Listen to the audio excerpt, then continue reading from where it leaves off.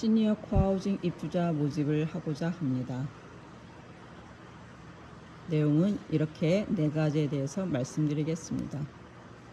첫 번째, 시니어 코하우징에 대해서 자세히 말씀드리겠습니다. 정의, 고령층이 함께 모여서 공동체 생활을 하면서도 개인의 독립성을 유지하는 주거 형태입니다. 그래서 이것은 단순한 실버타운이나 요양시설과는 다르게 자발적으로 공동체를 형성하고 사회적 교류와 자립적인 생활을 강조하는 것이 특징입니다. 즉, 단순한 주거 공간을 넘어서 함께 살아가는 공동체 문화를 만드는 것이 핵심입니다. 이 시니어 코하우징의 장점은 사회적 고립을 예방한다. 두 번째, 경제적으로 효율적이다. 세 번째, 안전 및 건강 관리가 가능하다. 네 번째, 자율적인 생활을 유지할 수 있다. 이러한 장점이 있는 반면에 단점으로는 개인 공간이 부족할 수 있겠습니다. 두 번째, 의사결정의 어려움이 있겠지요. 여러 명이 함께 살다 보니. 그리고 입주자 간에 갈등이 있을 수도 있습니다. 마지막으로 운영 및 관리에 어려움이 있겠습니다.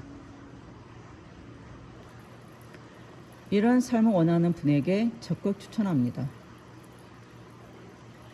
첫 번째, 건강하고 활력 있는 삶. 두 번째, 안정적인 경제 기반. 공동 생활하기 때문에 생활비가 절감이 되고요. 그리고 경제 활동을 지속적으로 할 수도 있습니다. 예를 들어서 요양보호사 자격증을 있는 분은 이 공동 생활을 하시는 분 중에 장애 등급이 있어서 요양보호사의 도움이 필요하신 분이 분명히 있을 겁니다. 그러면 그 분을 도와줌으로써 돈을 벌 수도 있겠죠. 또는 집 고치는 기술이 있을 때는 자잘한 것들을 고침으로써 경제 활동을 할 수도 있겠습니다. 그다음에 의미 있는 사회적 관계, 그리고 자아 실현과 취미 생활이 가능합니다.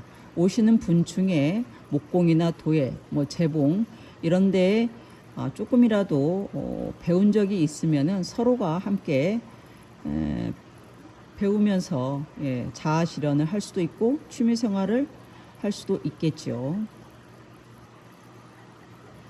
자연 친화적이고 여유로운 환경은 아무래도 이 공간 자체가 자연 친화적이라서 이건 저절로 될 것 같고요. 제가 강조하고 싶은 것은 마지막에 있는 건강한 먹거리입니다. 식물 공장과 온실에서 원하는 채소를 길러서 유기농으로 길러서 먹을 수 있도록 제공하려고 합니다. 그다음에 의료 및 돌봄 지원이 가능합니다. 한 달에 한 번 정도 찾아오는 의료 서비스를 통해서 지속적인 진료를 받도록 하려고 하고요. 그 다음에 신체가 불편해질 경우에 서로가 상호 부양을 통한 돌봄 시스템이 가능하다라고 생각합니다. 그 다음에 자유롭고 독립적인 삶. 그 다음에 친숙한 곳에서 죽음을 맞이하고 싶은 분. 본인이 원하는 한은 이 공간에서 죽을 때까지 머물 수 있도록 환자가 머물 공간을 별도의 공간을 마련을 할 예정입니다. 입주 공간을 소개하겠습니다. 입주 공간은 개인 공간과 공유 공간 이렇게 두 가지로 나눠서 설명하겠습니다. 개인 공간은 1인용은 실평수 8평으로 해서 거실 겸 방, 부엌, 화장실, 붙박이장, 다락방. 2인용은 실평수 10평이고요. 여기는 거실과 방이 분리되어 있습니다. 자세히 보면 지금 현재 저희가 민박으로 내놓은 집인데요. 바로 이 형태대로 하려고 합니다. 그래서 첫 번째 보이는 게 거실 겸 방인데 이게 약 4편 정도 됩니다. 그래서 2평 정도에는 침대를 놓고 나머지 2평을 거실로 이용할 수 있겠습니다. 그리고 오른쪽은 화장실입니다. 그리고 2인용은 거실 옆에 방을 따로 하나 둡니다. 그다음에 여기는 다락방과 부엌입니다. 다락방에 계단에 오르내리는 게 힘들 경우에는 아래에서만 살고 다락방은 짐을 놓는 공간으로 쓸 수도 있겠습니다. 이번에는 공유 공간입니다. 공유 공간은 총 565평 정도 될 겁니다. 그래서 첫 번째 카페로도 쓰이고 부엌, 공용식당, 식물공장 이렇게 여러 가지로 쓰이는 공간 41평이 지금 현재 마련되어 있고요. 게스트를 위한 공간은 이게 뭐냐면 자식들이 찾아올 경우에 있을 수 있는 공간이 마땅치 않을 것 같아서 별도의 공간을 두고 그분들을 위해서 별도로 마련해 두려고 합니다.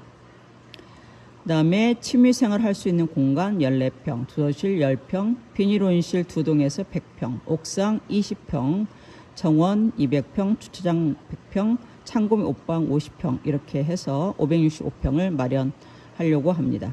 지금 현재 안 되어 있는 공간은 옥상하고 주차장, 창고 및 옷방은 안 되어 있고 나머지는 지금 다 구비되어 있습니다. 공유 공간을 소개하겠습니다. 왼쪽은 수경 재배기에서 식물을 기르는 모습이고요. 그리고 그 같은 공간 통로나 이런 부분에는 카페처럼 해서 차를 마시거나 또는 식사를 할 수 있는 간단하게 식사도 할 수 있는 그러한 공간입니다. 왼쪽에 있는 사진은 제가 오늘 아침에 먹은 건데요. 이런 식으로 할 겁니다. 그래서 샐러드, 통밀빵, 버터와 잼, 그리고 그릭 요거트, 커피인데 여기에 이제 뭐 달걀이라든지 또는 과일이나 이런 것들이 더 추가가 되겠습니다. 그 다음에 오른쪽에 있는 빈백이 있는 곳에 모두가 함께 할 수 있는 식당 공간을 마련하려고 합니다. 그 다음에 이곳은 세탁기도 있고 화장실, 샤워실이 있는 공간이고요. 오른쪽은 2층은 두서실, 아래층은 취미생활을 할 수 있는 공간 3곳입니다. 그 다음에 왼쪽에 지금 집이 보이는데 거기가 게스트룸입니다. 지금 현재 민박으로 4인 이상이 4인에서 5인이 쓸 수 있는 공간으로 민박으로 내놨습니다. 그 다음에 식물공장 외부 모습이고요. 그 다음에 오른쪽에 있는 온실 2동이 되겠습니다. 그 다음에 여기는 정원이 되겠고요. 그 다음에 두서실 내부의 모습과 그리고 오른쪽은 식물공장 앞에 파고라입니다. 그리고 제일 끝에는 캠크니, 그러니까 바비큐나 이런 걸 해먹을 수 있는 그런 공간입니다. 나머지 아직 짓지 않은 나머지 공간은 주차장 1가구 1대 정도 가능할 정도로 만들려고 하고요. 창고 및 옷방.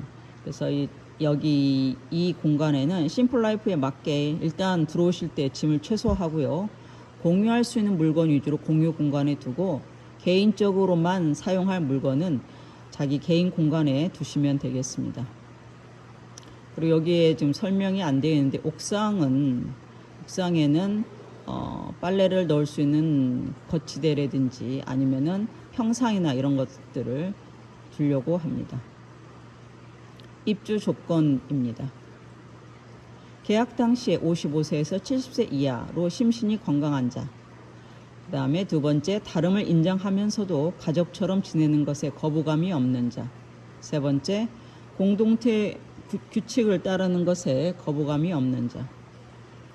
입주비, 가장 중요한 게 입주비일 것 같은데요. 입주 비용은 보증금, 월세, 조식비와 관리비로 나눴습니다. 그래서 1인 가구는 1억, 월세는 20만원, 조식비와 관리비 60만원. 2인 가구는 1억 2천, 30만원, 110만원입니다.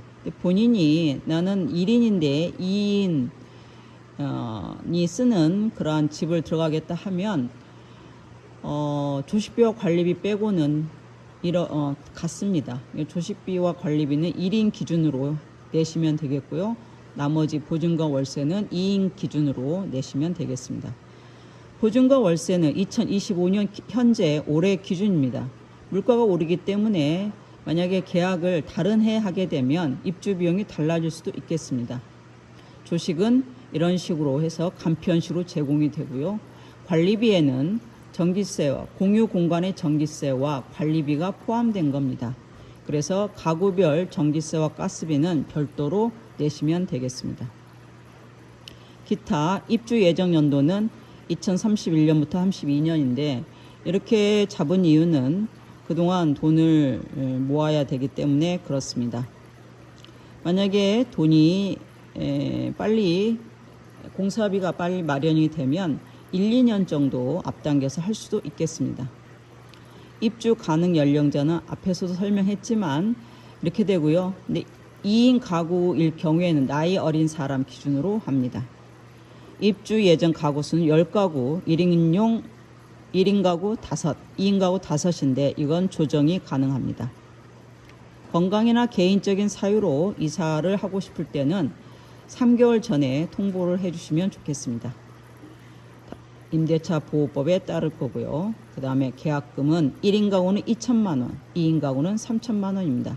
이것도 25년 올해 계약할 시 비용입니다.